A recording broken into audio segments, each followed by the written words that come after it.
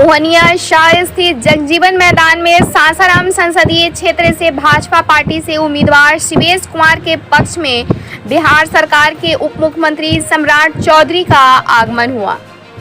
मंच का संचालन गजेंद्र गुप्ता ने किया तथा मंच पर उपस्थित रामगढ़ विधायक अशोक सिंह, मोहनिया विधायक संगीता कुमारी, संतोष सिंह, मुरारी प्रसाद गौतम, जागृति सिंह, गीता पासी, जगदानंद कुशवाहा के अलावा कई लोग उपस्थित थे। सभी उपस्थित लोगों ने मोदी के कार्यों की उपलब्धियां को बताया एवं शिवेश राम के पक्ष में वोट डालने को कहा। इस दौरान उप मुख्यमंत्री सम्राट चौधरी ने कहा कि मुगलों ने 400 साल, अंग्रेजों ने 200 साल तथा कांग्रेसियों ने 70 साल लूट, स्वर्णिम युग में भारत को सोने की चिड़िया कहा जाता था। अगर मोदी की सरकार बनती है तो भारत सोने का शेर कहा जाएगा। जब 2014 में मोदी आए थे तो हमारे देश की अर्थव्यवस्था 12वां स्थान पर था। आज भारत को 5वां स्थान पर लाकर खड़ा कर दिया है। अगर इस बार सरकार बनती है तो मोदी 3रा स्थान लाकर खड़ा करेगा। इस दौरान उन्होंने तेजस्वी यादव पर हमला बोलते हुए कहा कि अब लालटेन युग समाप्त हो चुका है, अब लोगों को 24 घंटा बिजली मिल रही है। यहाँ तक उन्होंने कहा कि पूर्व मुख्यमंत्री लालू प्रसाद यादव के बारे में कहा कि लोग सनातन धर्म से ताल्लुक नहीं रखते हैं क्योंकि तेजस्वी यादव सावन के महीने में हेलीकॉप्टर पर बैठकर मछली खा रहे हैं। आज स्थिति यह हो गया है कि खड़ा होना मुश्किल है, यहाँ तक कि बैठकर बोलना पड़ रहा है। ब्यूरो रिपोर्ट, बिहार दर्शन। सम्मानित करेंगे आदरणीय सम्राट, हम लोगों के नेता सम्राट चौधरी जी और डॉक्टर संजय जायसवाल जी का।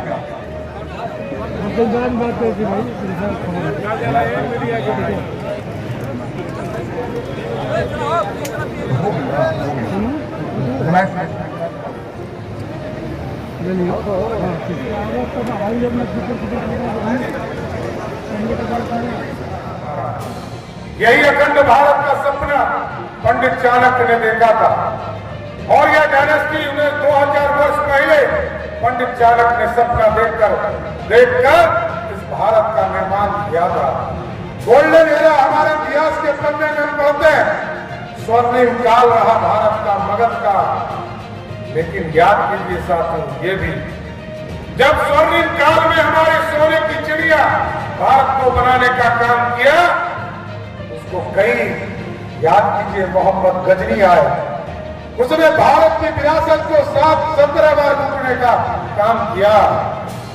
400 वर्षों तक मुगलों ने लूटा, 200 वर्षों तक अंग्रेजों ने लूटा और 70 वर्ष से कांग्रेस पार्टी भी लूट रही थी।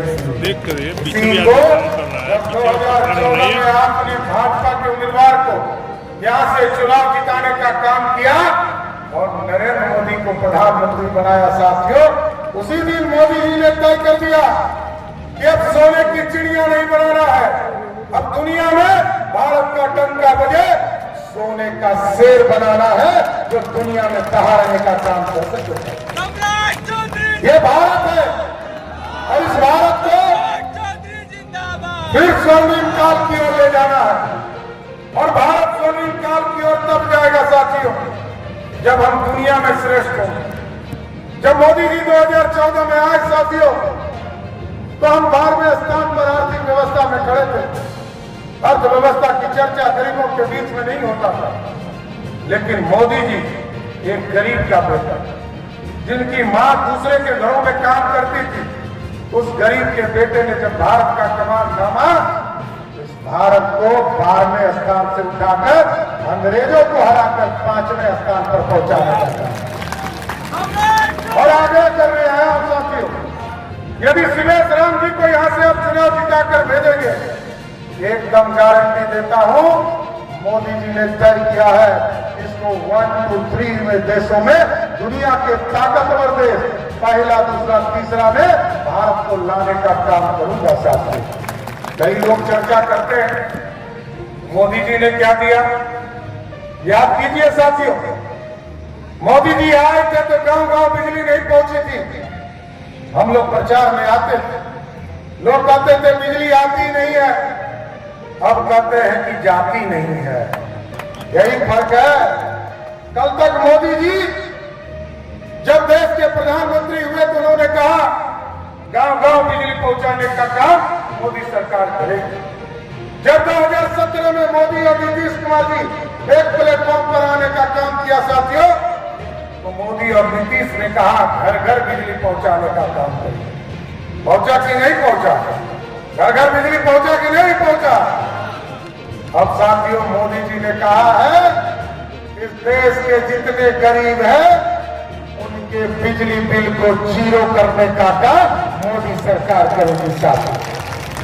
इसलिए साथियों हम आग्रह करने आए गांव में जाए चर्चा करें आजादी के 70 वर्षों तक भारत को क्या मिला। यही कांग्रेस पार्टी जो आपके खिलाफ में लड़ रही है उनसे पूछिएगा, कभी वोट मांगने आए तो कांग्रेसियों से पूछिए कि तुम्हारा प्रधानमंत्री कौन होगा। उनको पता नहीं होगा, उनके राहुल बाबा भी नहीं होंगे। कौन होगा ये तो बताओ। क्यों लुका छुपी कर रहे हो?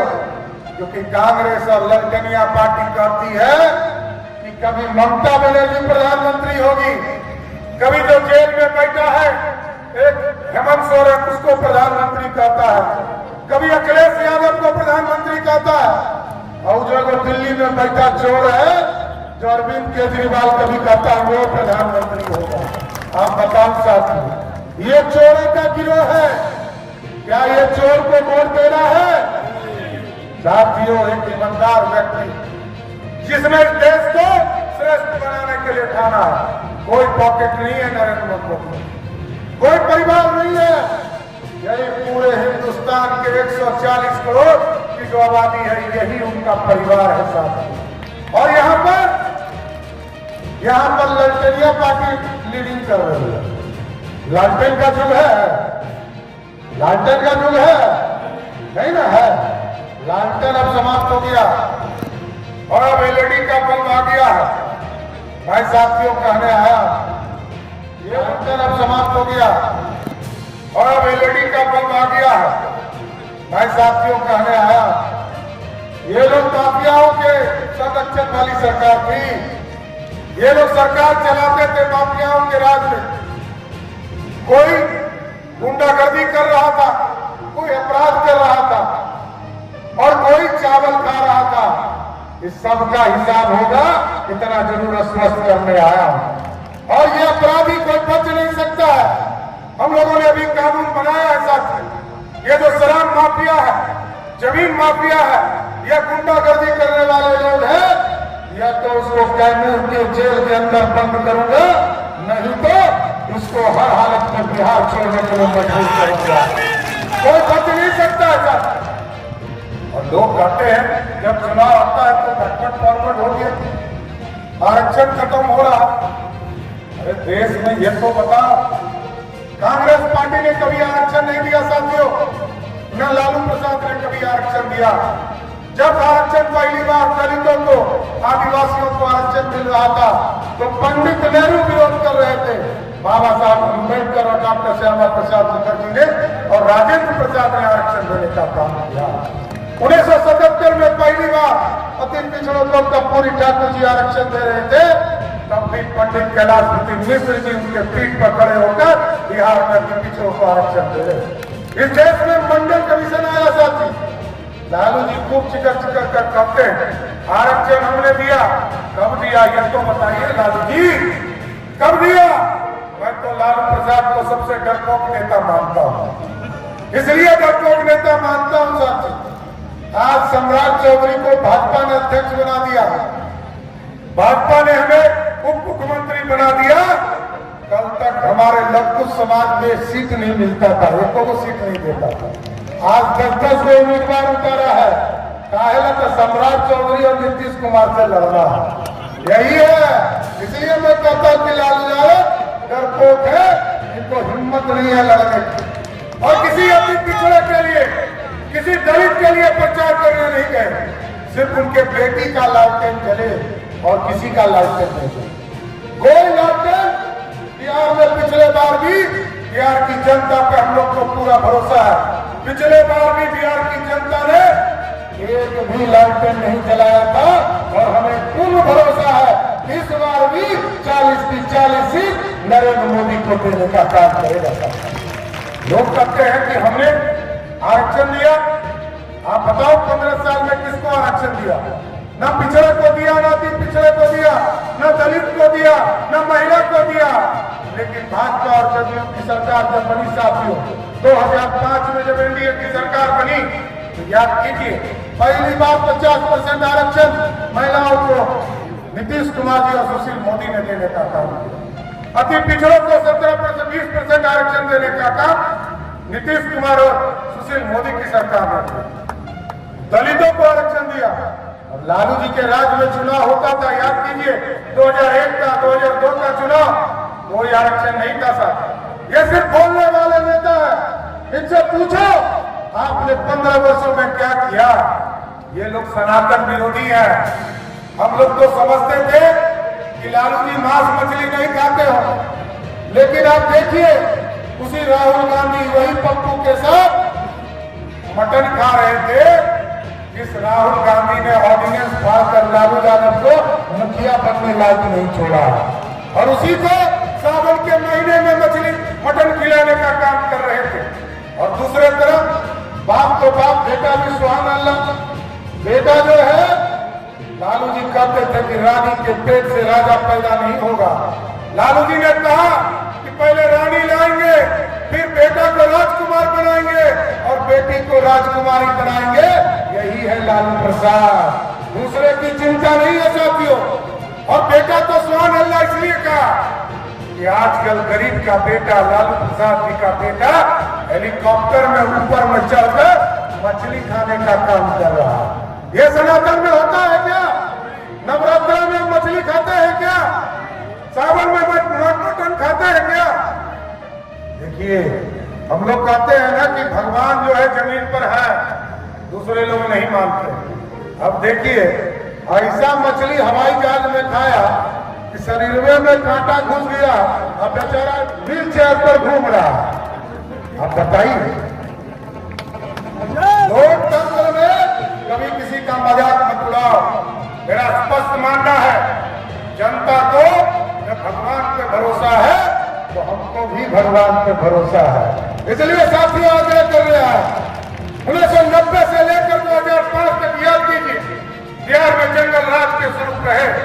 कहीं रोड नहीं था, सड़क नहीं था, पानी नहीं था, बिजली नहीं था, कोई कानून व्यवस्था नहीं था और रोजगार भी नहीं था। लालू जी के बेटे कहते हैं कि हमने कितना नौकरी दिया।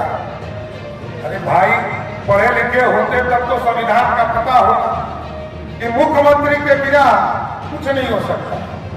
हम लोग भी काम कर रहे हैं, लगातार 5वीं बार सदन में बैठा हूं साथियों, और हम लोग को ये पता है कि जब तक मुख्यमंत्री तय नहीं करे कुछ नहीं हो सकता। 1990 से लेकर 2005 तक याद करो बिहार में 1 लाख लोगों को भी सरकारी नौकरी नहीं थी। रोजगार के लिए लोग पलायन कर रहे थे। और 2005 से जब नीतीश कुमार जी मुख्यमंत्री बने तो 5.5 लाख लोगों को सरकारी नौकरी 2020 तक दिया। यही संजय जायसवाल जी यहाँ बैठे हैं, हमारे पार्टी के अध्यक्ष थे, और नीतीश कुमार जी के साथ इन्होंने तय किया 7 निश्चय पार्ट 2, और अगली साल फिर से चुनाव में वोट मांगने आएंगे विधायक के। आपको स्वस्थ करके जा रहा बिहार का उप मुख्यमंत्री हूं, नीतीश कुमार जी के नेतृत्व में काम कर रहा। ये जो 10 लाख सरकारी नौकरी का वादा है ना, इस वादा को पूरा करके ही आपसे वोट मांगने आओ। ये भारत श्रेष्ठ बनाना है, और भारत श्रेष्ठ तभी बनेगा जब यहाँ से सुदेश लागू। इसलिए हम आग्रह करने आए कि आपकी मजबूत सरकार चाहिए। कांग्रेस पार्टी याद है ना, जब तक श्रीमती सोनिया गांधी स्विच नहीं दाबती थी इस देश में, मनमोहन सिंह बोलते थे नहीं ना बोलते थे, आज 56 इंच वाला सीना वाला प्रधानमंत्री है। आज एक बार यूक्रेन में बच्चे फंस गए, लाखों बच्चे हमारे। मोदी जी ने फोन किया पुतिन को, पुतिन युद्ध को रोको, युद्ध रुक गया। और यूक्रेन के प्रधानमंत्री ने भारत के प्रधानमंत्री को फोन करके पूछा कि मोदी जी युद्ध तो रोक दिया, भारत के बच्चे को पहचानूंगा कैसे? मोदी जी ने कहा चिंता मत करो, सिर्फ कह दो जिस बच्चे के हाथ में तिरंगा होगा वही भारत का बच्चा होगा। ये ताकत है साथ। और भारत के बच्चे तो निकले ही, बगल से पाकिस्तानी और बांग्लादेशियों निकल गया कि तिरंगा दिखा। इसलिए साथियों 1947 में भारत आजाद हुआ, 70 वर्षों तक भारत को लूटने का काम लोगों ने किया। याद कीजिए जिस तरह आप टेंट में बैठे हैं, हमारे प्रभु श्री राम अयोध्या में इसी तरह टेंट में कभी बारिश देख रहे थे, धूप देख रहे थे, कभी आंधी तूफान देख रहे थे। और मैं तो लघु समाज से आता हूं, लेकिन पूरा भारत भगवान राम को आराध्य मानता, पूरा भगवान राम के प्रति आस्था रखता। एकदम अस्वस्थ रहिए। जिस तरह इस देश में मोदी जी के आने के पहले 30 करोड़ लोगों को भी पक्का मकान नहीं मिला। जब मोदी जी देश में गरीबों को पक्का मकान बांट रहे, 4 करोड़ 21 लाख परिवार को पक्का मकान देने का काम मोदी सरकार ने किया। साथियों उसी समय भगवान राम भी देख रहे थे कि मेरा पक्का मकान कब बनेगा। जब 2019 में आपने यहां से भाजपा के उम्मीदवार को चुनाव जिताकर भेजा, वैसे ही प्रभु श्री राम का भव्य राम मंदिर बनना शुरू हो गया। बोलिए सियावर रामचंद्र की। तो साथियों उत्तर प्रदेश ने तो भगवान राम को स्थापित कर दिया। मैं आपको स्वस्थ कर जा रहा हूं कि भगवान राम को उत्तर प्रदेश में स्थापित किया, जहां उनके जन्म स्थान थे। हम लोगों ने भी तय किया है कि सीतामढ़ी में मां सीता का जन्म स्थान है, वहां भी भव्य सीता मंदिर स्थापित करने का काम करेंगे। इसलिए साथियों आग्रह करूंगा, निवेदन करूंगा कि कई सभा करनी है तो पूरा वोट दीजिएगा ना कि शिविर जी को, कोई चक्कर में पड़े हैं नहीं ना। देखिए हमारे लिए चारों सीट बराबर है, चाहे वो सासाराम हो, काराकाट हो। सासाराम से शिवेश राम जी को जिताइए। काराकाट में भी भारतीय जनता पार्टी का एक कार्यकर्ता, जदयू का एक कार्यकर्ता अपना खून का कतरा देकर उपेंद्र कुशवाहा को भी जिताने का काम करेगा। साथ ही साथ मिथिलेश तिवारी जी को भी बगल के सीट पर बक्सर में जिताने का काम करेगा। आर.के. सिंह जी को भी आरा के सीट से जिताने का काम करेगा। हमारे लिए चारों सीट 40 की 40 सीट बराबर है, कोई सीट में फर्क नहीं है। तो जिताइएगा ना, एक बार हाथ उठाइए पूरा, बोलिए भारत माता की जय, जय श्री राम, सियावर रामचंद्र की। पक्का ना, कोई गड़बड़ाइएगा नहीं रहा। कामों को मैं पूरा करूंगा। आपका बेटा हूं, आपका भाई हूं। मैं ज्यादा कुछ नहीं बोलना चाहता क्योंकि हम सब ही अपने नेता को बोलने आए हैं। मैं इतना ही कह के अपनी बात को विराम करता हूं। जय हिंद, जय भारत।